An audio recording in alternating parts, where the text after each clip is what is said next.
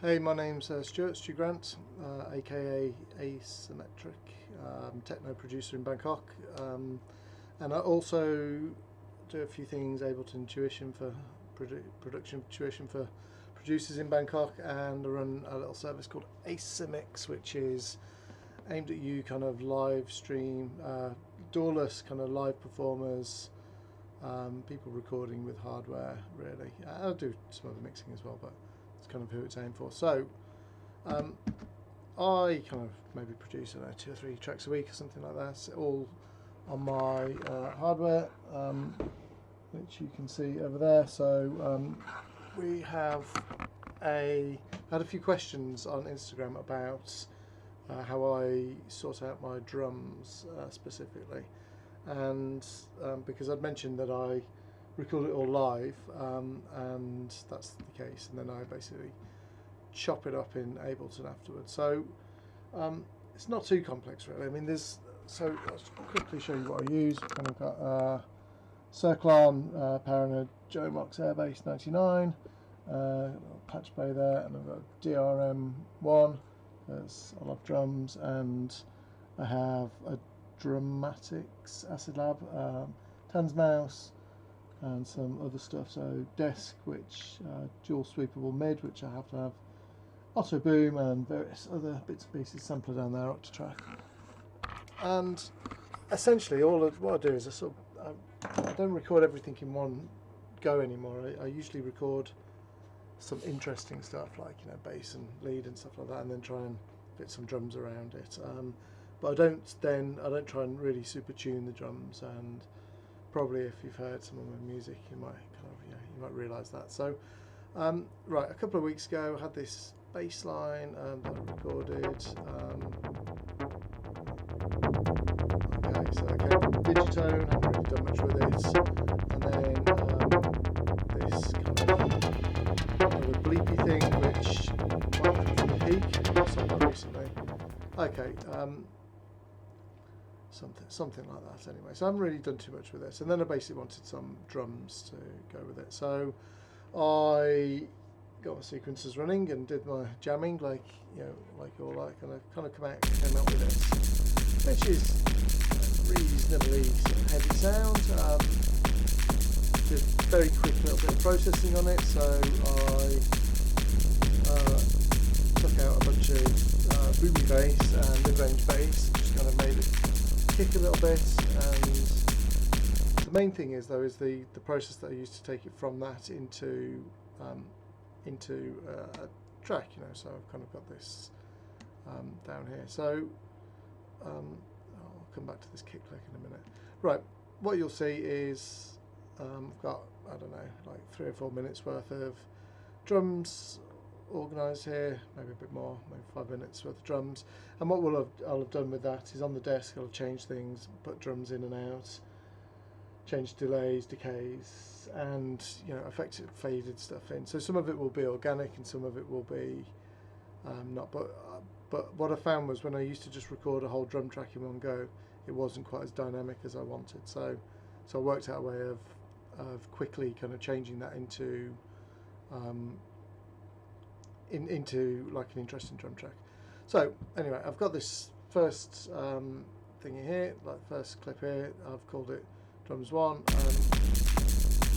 and we can see that this is basically a loop. Right. So first thing that happens when you're recording from hardware, the recording will start about here because there's a 7 or 8 to 10 millisecond delay on this. So this is the reason I record all in one segment and I don't keep flipping to different sessions, because I don't want to have to correct that and potentially cock it up along the way. So right, I've got the 4-bar loop. I'm just going to get a load of variations on this. I'm going to spend about 2 minutes doing it. So duplicate it, and then what I'll do is I'll literally drag this down, looking for something different. Okay, a bit more hats, so I'm doing that hats. Then do the third one.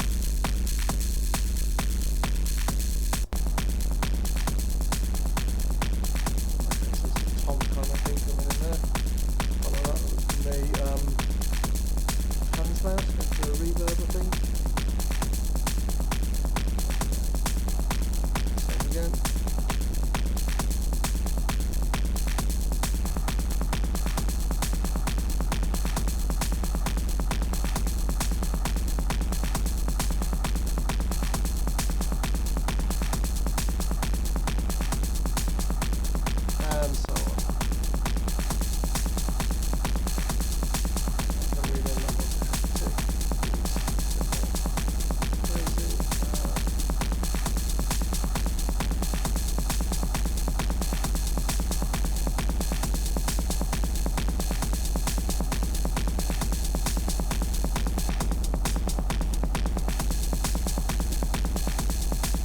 spend too long on this.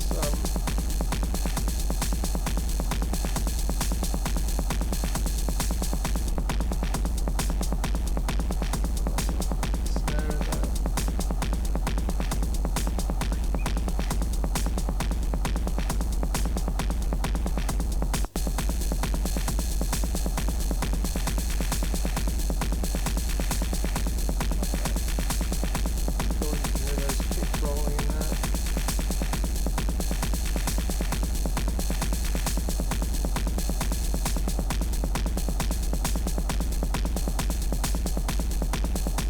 Do 10 to 12 of these, maybe.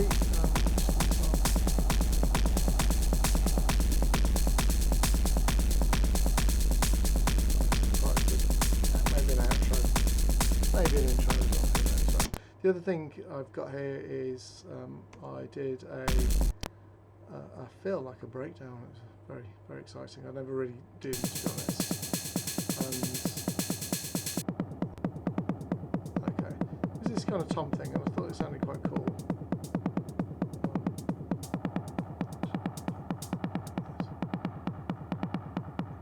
And I was just sort of playing with the levels, playing with the reverb, playing with the EQs in this. And maybe it goes on a little bit too long, which all fills in techno do, but you know, that's just my opinion.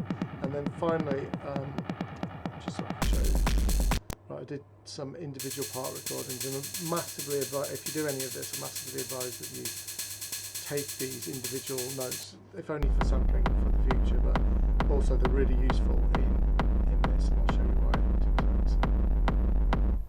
So I recorded some drums without some kicks without the decay, and actually what I found was when I was producing this, or when I got it down, it didn't quite click through, and so what I have is that drum sample, the kick sample, plus like a transient shaper, and I've EQ'd it a bit.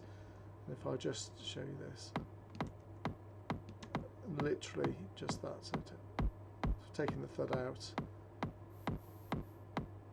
and I can add a bit more clicking as I desire. Now at the moment it's fine because the drums sound like the drums, but once the bass is in, so that I don't have to sidechain it, I might want to push something through there. So that's why that click is useful, and when you guys send me stuff, it's really useful to have that click as well. Right, so then spent a minute on that. Literally going to go into this, set this to 4 bars to make it easy, and I'm going to cut and paste a bunch of these things through. Now I usually might take 10 minutes doing this, but to start with I'll just do some very easy kind of progression so you can see what I'm on about. I won't usually do it as formulaically as this, but you know, maybe I'll put the this fill here so you can sort of see the difference there, and chop that back a bit. Maybe we go straight into this kind of hectic sort of fill thing. Anyway, you can kind of see where I'm going with this. So now I've gone from having just loops to some kind of structure.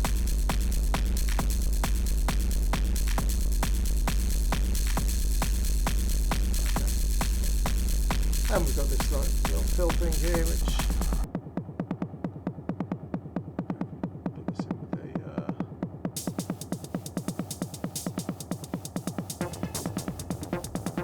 something like that. It's already too long for me, that is. Right, so that's essentially it. There's a few other things that you can do. So say for example, if I want to chuck a fill in at the end of the bar, which you know some people quite like it as a DJ, I'd kind of just throw something in. Let's have a look. There may be just a little transition, so we can kind of see.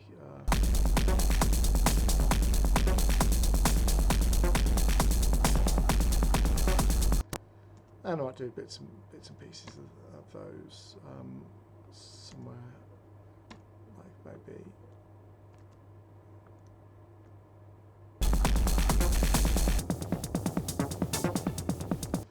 And that's essentially it. That's basically how I do my drums. I spend about half an hour, 40 minutes of jamming them and making them sound as good as you can do on a desk, but I don't worry too much about it. I just kind of get the levels right to make sure you can hear everything, and then I put them in and chop them up in Ableton, and probably another 20 minutes or so, and I'm probably done with that. The whole thing is an hour and a half. So hope you enjoyed that, or at least found it useful, or at least didn't turn off too early. And maybe I'll do another one of these depending on the feedback. Okay, cheers for that.